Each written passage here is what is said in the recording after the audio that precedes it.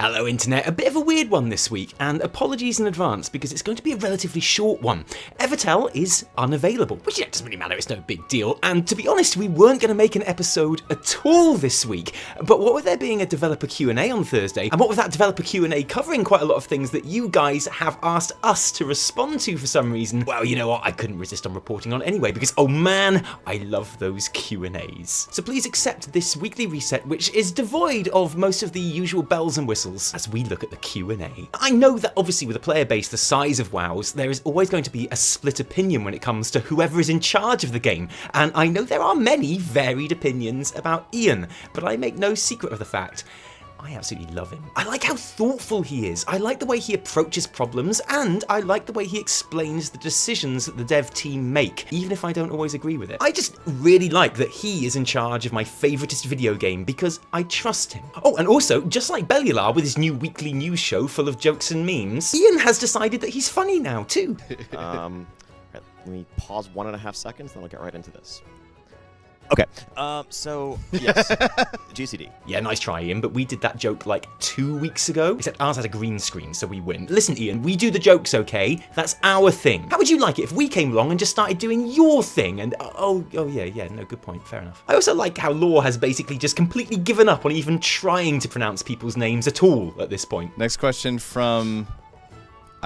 this is a collection of letters from Twitter who asked. Possibly for the best. Okay, so what did we actually talk about? Well, first and foremost was obviously the continuing Global Cooldown saga. Oh, good. A saga that looks like it's going to be running for a little bit yet, as Ian dedicated a sizable chunk of this entire session to what amounted to a defense of the changes, and all but confirmed that they will be going ahead in some form. And not for the last time in this Q&A, I suspect this isn't quite the answer that a lot of the player base wanted to hear. In fact, you know, this whole Q&A might as well have just been subtitled, in which Ian will shit on numerous hopes and dreams. Oh yes, the GCD is just number 1 on this list. But there is a genuine panic about these changes among the community right now. They're slowing down the game, they are ruining reaction play and turning WoW combat into a clunky slugfest. Ian said here that it's to encourage the feeling that WoW combat is about decision making more than Twitch reactions or one-shot macros, and that is a statement that I can agree with. It's a statement that I like, even though, like most people, I'm kind of against these GCD changes in principle, you know? I don't even need to try this shit because I already know it's bad. Like, I don't actually need to see Channing Tatum playing Gambit to know that Channing Tatum should not be playing Gambit. For the love of all that is holy, seriously, whose stupid idea was it to let Channing Tatum play Gambit? But then I did try the GCD changes on Alpha and Beta, and it's okay, and at the very least I can trust that the devs are implementing this for good reasons, even if I don't like every part of the implementation yet. And to be clear, I don't. And I think there's a lot of players like me who had quite a strong initial reaction against it, but who have realised that aside from a couple of very obvious Fury Warrior shaped examples, it's not such a big deal in practice, and are softening to the idea at least. In fact, I actually had enough courage to go onto the forums after this Q&A, and I'm glad I did, because it wasn't at all what I was expecting. When Ian stressed that specific examples of feedback were valuable and a blanket rejection of the changes unhelpful, it seems the player base was really listening, because there were some really interesting and reasoned discussions going on at the kind of level that actually made me feel genuinely proud not to know it was a shit show. Obviously. Can't believe they still put that silly man in front of a camera. Patronising idiot. He makes Trump look like Einstein. Worst Q&A ever. Every change has been bad and negative since the end of MOP. Jesus H. Christ, classic can't come soon enough.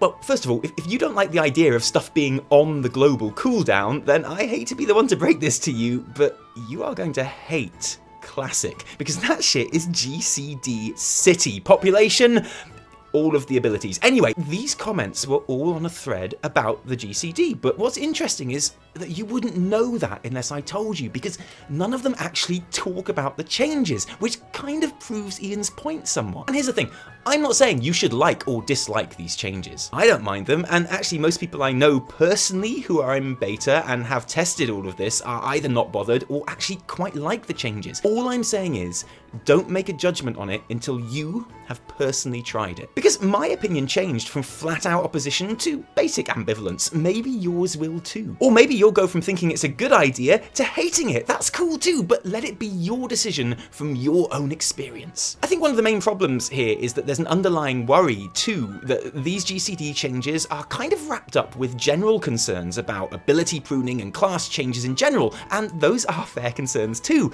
One issue that can apparently be put to rest for the time being though is one regarding Azerite armor traits, because Ion confirmed that yes, those lackluster traits on the armor we've tested so far are meant to be low impact because it is in fact leveling gear, and that traits on select raid gear pieces will be the equivalent of a tier 2 set or a legendary in terms of how they affect your gameplay or rotation, which is great news.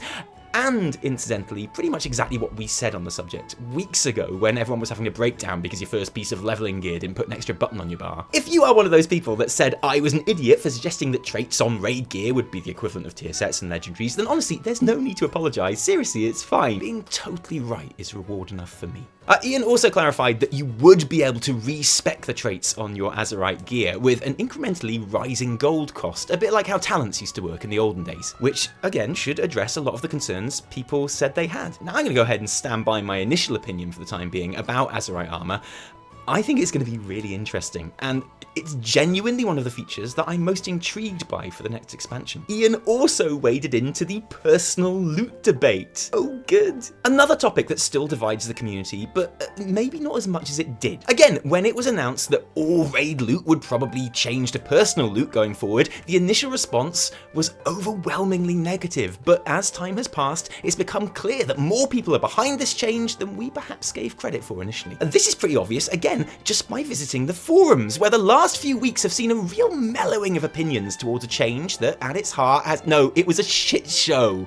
Obviously. I can't even. This has to be a joke, Blizzard. I don't see any positive to this. I am honestly disgusted. The LFR mentality at work. I'm going to quit. Okay, so it's fair to say that there are still those who aren't too thrilled by it, and I can understand where those people are coming from.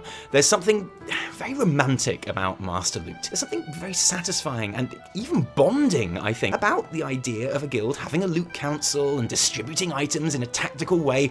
It's like another way that you work together to beat the raid. I get that, and I will miss that feeling too. Ion's reasoning is that, well, literally all other loot in the game is now personal loot, and it works really well, so why not? And even if that sounds a little bit shallow to me, honestly, it does make sense. And even if I try really hard, this is me trying really hard, I can't get too upset about it. And I think, joking aside, it's become clear that most people feel the same. Now that the whole "it's a change, I don't like it" thing has passed, most of the people I've heard who are still vehemently against this are either guild leaders or are on their guild's loot council, which doesn't make their viewpoint any less valid, but is a little bit like when you discover that report that says cola is really bad for you was commissioned by Dr. Pepper, you know? Players will always be upset about anything that they interpret as a loss of control though, and the worst case scenario for the average raider here is that guilds will still run a loot council, but it will involve everyone trading their personal loot to the guildmaster to distribute. And you may think that sounds extreme, and it is, but I've known guildmasters who would do that. There were other subjects addressed, as you'd imagine, like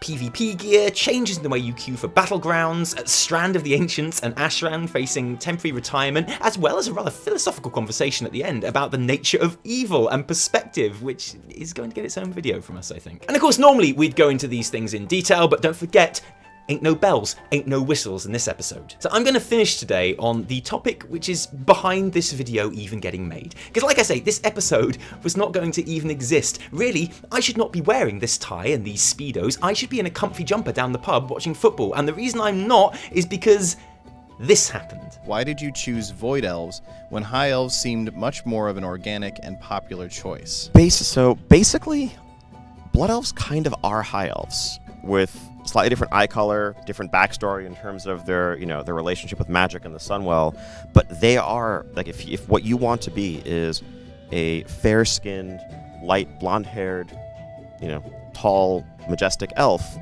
that is a Blood Elf. And apparently a lot of people want to know our opinions on this, because yes, we did make a video about High Elves and their validity as a potential allied race. So people want to know how we feel about the revelation that Ion considers Blood Elves are playable High Elves.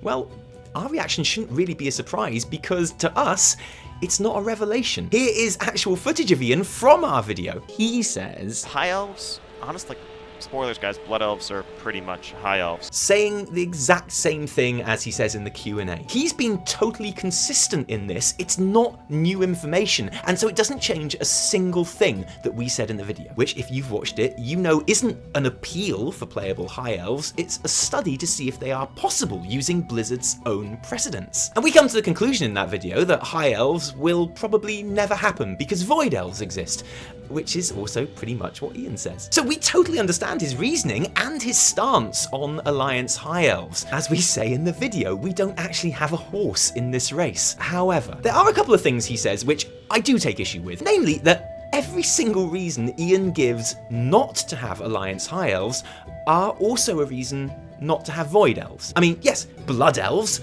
are High Elves, but Blood Elves are Void Elves, so that's obviously not a deal breaker. No, there's not many examples of High Elves out in the world, except there are considerably more than Void Elves, and they've been in the game for far longer. And no, there's no obvious leader for them apart from, you know, I don't know, maybe Alleria, something which is also true for Void Elves to the extent that Alleria is the leader of the Void Elves and the only named Void Elf NPC in-game. None of these reasons are real reasons against having Alliance High Elves if they are not reasons against having Void Elves. And the annoying thing is, it doesn't matter. Blizz can decide that they would rather Void Elves just because, and that is honestly a good enough reason. There's no need to pretend that it's all these other things. We're all grown-ups after all. Just make sure you don't say anything provocative like, Sorry, the horde is there waiting for you. oh shit. And you know what happens next. I cunningly toy with you using my amazing acting skill. I say something like, oh, the forums were all like, yay, Ion, you're always right, I want to marry you, and then I cut the sentence off and go, no, it was a shit show, obviously, and then we all laugh at some choice comments from said forums, which are hilariously over the top. But that wouldn't really be doing the forums justice in this case. Not because it wasn't a shit show, because it really was. But because I don't think I've ever seen so many threads on one topic on the forum ever. Open letter about High Elves. Why Void Elves are not High Elves. High Elves demand. Please don't make High Elves playable. How you can play as a High Elf right now. All should get High Elves. Why aren't undead mostly High Elves? And, you know, probably about 100 or so more. And this is why we made the High Elf video in the first place, because we found this whole debate really interesting and passionate and in many cases very informed. Researching that video, I learned loads of stuff that I didn't know, and I stand by the conclusion of that video. Whether I want them to be an allied race or not is unimportant. By Ion's own existing allied race standards, they indisputably could be. And if Ion had just said, we don't want to put Alliance High Elves in the game, honestly, I think most people would be okay with that. It's this constant saying that they're not possible, this, oh, they're just like Blood Elves, there's not many of them, to justify that decision that upsets people who really care about the subject. Especially now that Void Elves exist, that are all of those reasons and more. Okay, it's like if I say I don't like cucumber, no one is going to be upset that I don't like cucumber. But if I say the reason I don't like cucumber is because I hate the idea of eating a long green vegetable, which is why instead I'm going to eat a courgette, that doesn't mean I'm wrong not to like cucumber, evil devil food. But I wouldn't blame people for pointing out that my reasons aren't very consistent. And yes, I just compared High Elves to cucumber and Void Elves to courgette, which means I've now talked about this too much. But I will say this, the High Elf debate shouldn't be like the GCD debate or the flying debate. Generally, people who want High Elves aren't saying that they will quit the game as a consumer if they don't get what they want. Generally, I think people talk about High Elves